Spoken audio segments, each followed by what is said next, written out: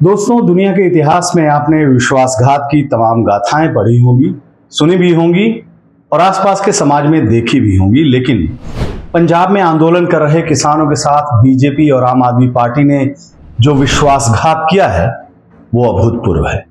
केंद्र की बीजेपी सरकार और पंजाब की भगवंत मान सरकार ने किसानों को बातचीत करने के लिए चंडीगढ़ बुलाया था। सीधे साधे भोले भाले किसान इस उम्मीद से शंभू बॉर्डर और खनौरी से उठकर चंडीगढ़ पहुंच गए कि शायद सरकार उनकी मांगों पर सहानुभूतिपूर्वक विचार करे, लेकिन दोनों सरकारों की मंशा तो कुछ और थी। एक तरफ भोले भाले किसान अपने नेता जगजीत सिंह डल्लेवाल जी और सरवन सिंह पंधेर की अगुवाई में चंडीगढ़ पहुंचे। दूसरी तरफ उनके प्रदर्शन स्थल जहां पर वो धरना दे रहे थे, शंभू बॉर्डर और खनौरी को, वहां पर पुलिस ने चारों तरफ से उस स्थान को घेर लिया बुलडोजर के साथ। किसान नेताओं को जैसे ही उनके धरना स्थल को बुलडोजर और भारी पुलिस बल से घेरने की सूचना मिली, उन्होंने इस पर सवाल किया। पुलिस प्रशासन की तरफ से उन्हें जवाब मिला कि यह घेराबंदी नशीले पदार्थों के खिलाफ की जा रही है और उस कार्रवाई का यह हिस्सा है और इसका किसान आंदोलन से कोई लेना देना नहीं है। अब देखिए, चंडीगढ़ की बैठक में किसानों के साथ कैसे विश्वासघात किया गया। बैठक में मोदी सरकार की तरफ से केंद्रीय कृषि मंत्री शिवराज सिंह चौहान और वाणिज्य और उद्योग मंत्री पीयूष गोयल शामिल हुए।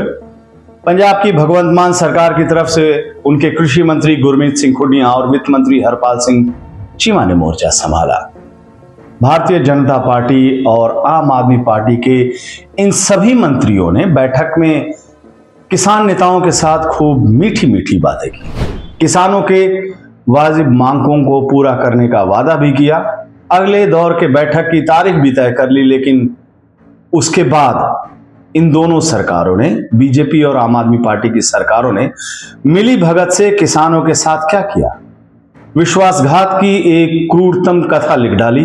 एक तरफ शंभू बॉर्डर और खनौरी बॉर्डर पर प्रदर्शन स्थल को बुलडोजर से नेस्तनाबूद कर दिया गया, तो दूसरी तरफ बातचीत के लिए पहुंचे सारे किसान नेताओं को, कार्यकर्ताओं को हिरासत में ले लिया गया।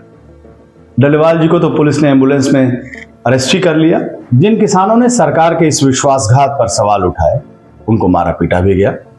किसानों के साथ विश्वासघात और उनकी आंखों में धूल झोंकने का दोनों सरकार का खेल इसके बाद भी जारी रहा। केंद्रीय मंत्री और बीजेपी नेता रवनीत सिंह बिट्टू के बयान पर जरा गौर फरमाइए। उन्होंने कहा कि मैं कृषि मंत्री शिवराज सिंह चौहान और दूसरे मंत्री पीयूष गोयल से बात कर रहा था और वे हमें बता रहे थे कि 7वें दौर कि किसानों के साथ बैठक बहुत अच्छी तरह से हुई और इसकी रिपोर्ट प्रधानमंत्री जी को दे दी गई है। जब वे दिल्ली पहुंचे तो मैंने उन्हें बताया कि किसान नेताओं को हिरासत में ले लिया गया है, तो उनको आश्चर्य हुआ।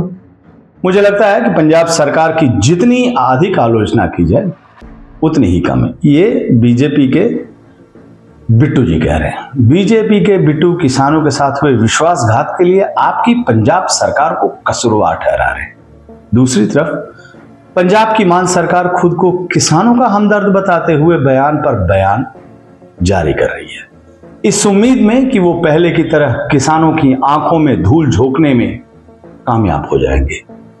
वो शायद इस बात को भूल रहे हैं कि विश्वासघात की ऐसी कलंकता को इतिहास कभी माफ नहीं करता है। अंग्रेजों ने भी वही गलती की थी जो अभी भारतीय जनता पार्टी और आम आदमी पार्टी की सरकार कर रही है। इस पर राज्यसभा सांसद रणदीप सिंह सुरजेवाला ने क्या कहा, जरा सुनिए।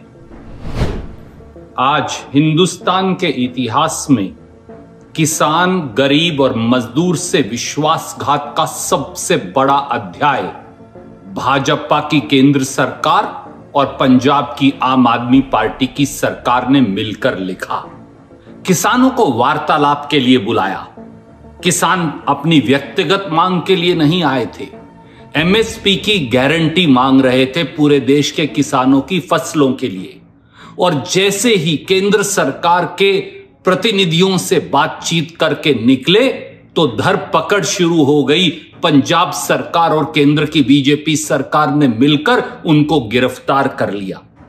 बॉर्डरों पर लाठियां मारी गई, टेंट तोड़ दिए गए, स्टेज धराशाही कर दिए गए, लोगों को गिरफ्तार किया जा रहा है। सवाल यह है कि आखिर क्यों? क्या अब हिंदुस्तान में किसान के लिए एमएसपी की गारंटी मांगना अपराध है? ये वही कर रही है बीजेपी की केंद्र सरकार और पंजाब की आम आदमी पार्टी की सरकार, जो एक समय में दुर्योधन ने भगवान श्री कृष्ण के साथ किया था। जब पांडव 12 साल का वनवास और 1 साल का अज्ञातवास काटकर दोबारा उन्होंने भगवान कृष्ण को हस्तिनापुर भेजा, तो दुर्योधन ने उन्हें हथकड़ियों से बांधने की इसी प्रकार की कोशिश की थी। इसीलिए दिनकर जी ने तब लिखा भी था, बांधने मुझे तो आया है, जंजीर बड़ी क्या लाया है। यदि मुझे बांधना चाहे मन, तो पहले बांध अनंत गगन। सूने को साध न सकता है, वह मुझे बांध कब सकता है। हिंदुस्तान के किसानों को कोई बांध नहीं सकता। ये संघर्ष जारी रहेगा। ये पूरे देश के 62 करोड़ों किसानों का संकल्प है। जय हिंद, जय हिंदुस्तान, जय जवान, जय किसान। श्री रणदीप सिंह सुरजेवाला ने एक महत्वपूर्ण बात कही। उन्होंने कहा कि उस दौर में जनता अंग्रेजों के इस विश्वासघात को बर्दाश्त नहीं कर पाई और उसके बाद उसने अंग्रेजों को जो सबक सिखाया वो इतिहास में अब भी दर्ज है। केंद्र की बीजेपी सरकार और पंजाब की भगवंत मान सरकार को इतिहास के इस अध्याय से सीख लेना चाहिए